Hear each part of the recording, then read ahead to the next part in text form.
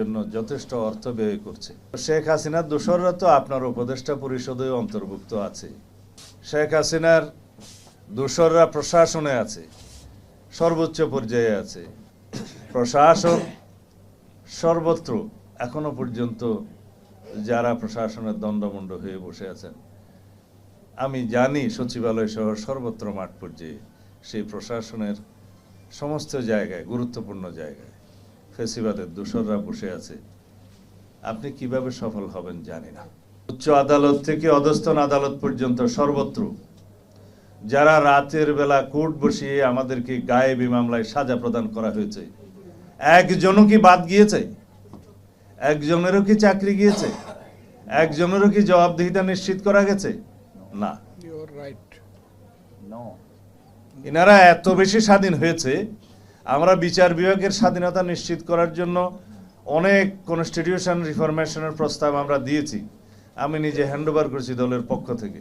সেদিনও আলাপ করেছিলাম যে এই বিচার বিভাগকে আমরা এত বেশি স্বাধীনতা দিচ্ছি, কিন্তু জবাবদিহিতার কোনো জায়গা রাখছি না।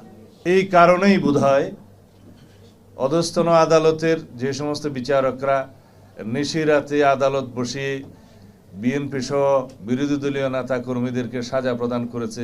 আমাকেও দিয়েছে একটা মামলায়, ওখানে আমি শিলং থাকার পরেও কোন কোন মামলায় যেন সাজাপ্রাপ্ত হয়েছে। যদি বাই চান্স দেশে এসে নির্বাচন করতে চাই, যাতে করতে না পারি, উদ্দেশ্য ছিল তাই। হাসিনার অধীনে নির্বাচন করে কে? তারপরেও বিএনপি সহ বিরোধী দলীয় নেতৃবৃন্দদেরকে সাজা নিশ্চিত করেছে এই নিশিরাতের আদালত বসিয়ে। তারা আজকে কোথায় আমরা জানি কে কোথায় আছে।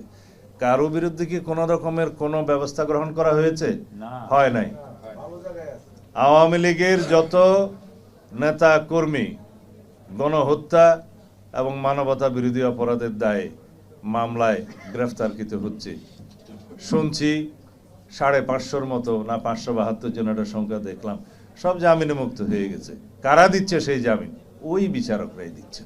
আপনারা আওয়ামী লীগকে কোনো রাজনৈতিক কর্মসূচি করার জন্য রাজপথে নামতে দিবেন না, মানি, সমর্থন করি, কিন্তু এইভাবে আওয়ামী লীগকে আপনি কয়দিন রাজপথে পুলিশ দিয়ে ঠেকাবেন? আপনারা বলবেন আওয়ামী লীগকে নির্বাচনে আমরা চাই না, আওয়ামী লীগ এদেশে রাজনীতি করতে পারবে না, কিন্তু কি পদক্ষেপ নিচ্ছেন? সংবিধানের 47 অনুচ্ছেদ অনুসারে রাজনৈতিক সংগঠন হিসেবে আওয়ামী লীগের বিরুদ্ধে গণহত্যা এবং মানবতা বিরোধী অপরাধের জন্য বিচারের ব্যবস্থা করা হোক, এবং সেই নিরিখে সংশ্লিষ্ট আইন, আন্তর্জাতিক অপরাধ আদালতের আইন সংশোধন করার আমরা দাবি জানিয়েছিলাম, এদেশের মানুষ দাবি জানিয়েছিল। এই সরকার অধ্যাদেশ এবং আইন সংশোধনের জন্য পদক্ষেপ নিয়েছিলেন। হঠাৎ করে তারা ক্যাবিনেট মিটিংয়ে সিদ্ধান্ত নিলেন এটা করা যাবে না। আওয়ামী লীগের একদিকে আপনারা চাইবেন রাজনীতিতে নিষিদ্ধ হোক, আবার তাদের বিচার করবেন না, আবার পুলিশ দিয়ে তাদের রাজনৈতিক কর্মসূচি আপনারা বাধা দিবেন। এত স্ববিরোধিতা ঠিক নয়। আমরা পরিষ্কার করে বলতে চাই, বাংলাদেশের মানুষ গণ অভ্যুত্থানের মধ্য দিয়ে, ছাত্র জনতার বৈপ্লবিক গণ অভ্যুত্থানের মধ্য দিয়ে এদেশের মানুষ আওয়ামী লীগকে প্রত্যাখ্যান করেছে। সেই আওয়ামী লীগ নামে বাংলাদেশের রাজনীতি করতে পারবে না। গণহত্যার এবং মানবতা বিরোধী অপরাধের জন্য রাজনৈতিক সংগঠন হিসেবে বিচার দাবি করছি। বিচারিক প্রক্রিয়ার মধ্য দিয়ে নির্ধারণ হোক বাংলাদেশে আওয়ামী লীগ রাজনীতি করতে পারবে কিনা, নির্বাচন করতে পারবে কিনা। বাংলাদেশের মানুষ চায় বাংলাদেশ থেকে আওয়ামী লীগের ফ্যাসিবাদী রাজনীতির একদম নির্মূল হয়ে যাক। সেই ব্যবস্থা আপনারা নিতে পারেন।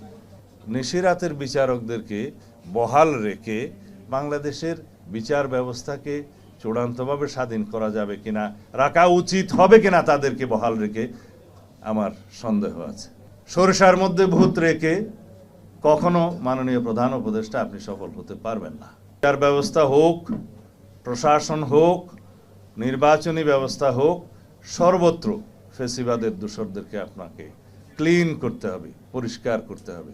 বেশি সময় ক্ষেপণের জন্য আপনারা কোনো কৌশল অবলম্বন করলে জাতি সেটা মেনে নেবে না। জনগণের সার্বভৌমত্ব প্রতিষ্ঠা করুন। প্রথমত জনগণের নির্বাচিত প্রতিনিধিদের মাধ্যমে সার্বভৌমত্বের বহিঃপ্রকাশ হবে সেই সার্বভৌম পার্লামেন্টে। সেখানে সকল ধরনের আলোচনা